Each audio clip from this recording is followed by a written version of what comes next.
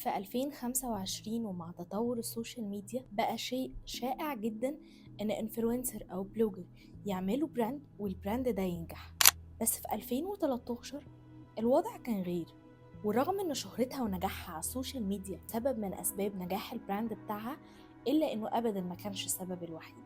هدى قطان، او زي ما الناس عارفينها هدى بيوتي، طفلة اتزرعت في غير أرضها لأب وأم عراقيين وهاجروا لأمريكا. اسمها وديانتها ولون بشرتها ما كانوش عامل مساعد ليها أبدا، بالعكس ده كان عامل مضاد. اتعرضت للتنمر وما كانش سهل عليها أبدا الاندماج في المجتمع الأمريكي، وغيرت اسمها وعملت نيك نيم وهي صغيرة وسمت نفسها هايدي علشان تحاول على قد ما تقدر تنخرط في المجتمع. اتخرجت من المدرسة ودخلت جامعة ميشيغان في الولايات المتحدة ودرست المالية واتخرجت في 2008. كانت بتشتغل PR من وهي في الجامعة، وكانت بتشارك في نشاطات طلابية كتير. اتخرجت واشتغلت في وظيفة مرتبطة بمجالها، ولكنها ما كانتش مبسوطة أبدا ولا حاسة إن هي دي الحاجة اللي حابة تكمل فيها. وقتها استقالت ودرست الميك اب وابتدت تشتغل كميك اب ارتست.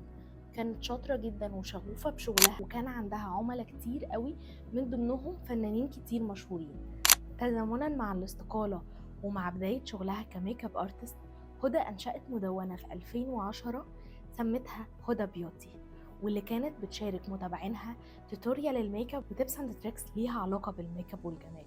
رغم حبها للتجميل والميك اب، إلا إن كان جواها تناقض كبير قوي ما بين الحاجة اللي هي بتحبها وشاطرة فيها وما بين ضغط المجتمع على السيدات إن هم يظهروا على طول بفول ميك اب وإن يبقى شكلهم بطريقة معينة. هدى كمان كان عندها كونسيرن على شركات التجميل والشركات المصنعة للميك اب، خصوصا الفاونديشن، ان هما ما بيصنعوش غير درجات معينة وكأن كلنا لازم نبقى نفس اللون، وما كانوش بيراعوا ابدا اصحاب البشرة السمراء. هدى كمان كان عندها كونسيرن على الرموش، كانتش بتعرف تستخدم الرموش الكاملة، وعشان كده ابتدت ان هي تنفذ وتصنع الرموش اللي بتستخدمها في شغلها بايديها. وكانت الرموش اللي بتنفذها بتعجب كل العملاء بتاعتها، وكانوا بيطلبوا منها ان هم يشتروها منها. في خلال 3 سنين بس هدى كان عندها عدد متابعين كبير قوي، وكان عندها كمان عملاء كتير. العملاء اللي كانوا بيطلبوا منها ان هي تبيع لهم الرموش اللي هي بتركبها لهم لما بتعمل لهم ميك اب. ومن هنا جت فكره هدى بيوتي براند. واختها منى كانت دافع كبير قوي ان هي تعمل البراند من كتر ما زنت عليها.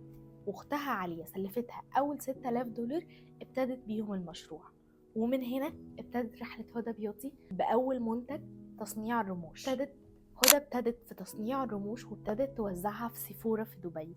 ما كانتش معتمدة بس ان في ناس كتير بيتابعوها وناس كتير بيحبوها وبيشجعوها. وقتها ما كانش متعارف عليه ان انفلونسر تعمل براند وتنجح فيه. هدى في البداية واجهوها محبطين كتير وقالوا لها ان هي هتفشل، بس هي اخدت دعم كبير قوي من اهلها وعيلتها، بتترجم كمان لدعم مادي سواء من اختها عالية اللي سلفتها في بداية مشوارها او من والدها اللي باع بيت ليه في العراق علشان يساعدها تكمل مشروعها. هدى ابتدت بمنتج واحد الرموش وحطيته في سيفورا، وهدى دلوقتي عندها اكتر من 100 منتج بتصنعه. هدى مش بس بزنس وومن شاطرة وحققت نجاح عالمي تقريبا في 12 سنة، لا هدى كمان سيدة مؤثرة وليها رأي، وعلى طول هي ملهمة للسيدات وبتفكرهم بتفكر نفسها قبلهم احنا مش لازم نلتزم بالمعايير اللي حاططها لنا المجتمع للجمال، وان احنا كلنا نبقى موجودين في قالب واحد. هدى على طول بتدعو متابعينها ان هم يتحرروا من القالب اللي المجتمع حاططهم فيه وبتدعو نفسها معانا. هدى سيدة مؤثرة وليها رأي في المجتمع. اختارتها مجلة BBC في عام 2023 كواحدة من أكتر 100 ست ملهمة.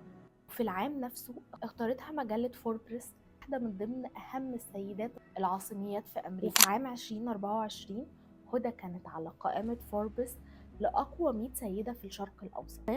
هدى قطان دايما بتقول إن المال مش دافع ليها، وده اللي اترجم بوضوح في أحداث 7 سبتمبر. هدى كانت من الداعمين الواضحين جدا للقضية الفلسطينية رغم ان اغلب مبيعاتها في امريكا، ورغم ان توجه ليها دعوات مقاطعة كبيرة، الا ان ده ما هزهاش خالص ومكملة في الدعم لحد يومنا هذا، سواء عن طريق ان هي بتعبر عن رأيها على السوشيال ميديا او عن طريق الدعم المادي اللي بتقدمه لغزة. هدى قطان رائدة اعمال بتنافس براندات عالمية. مش بس كده، هي كمان أم لطفلة جميلة وزوجة وأخت رائعة. الأهم من ده إن هي إنسانة متقبلة تناقضها بكل صدر رحب، وبتحاول دايما تكون إنسانة أحسن.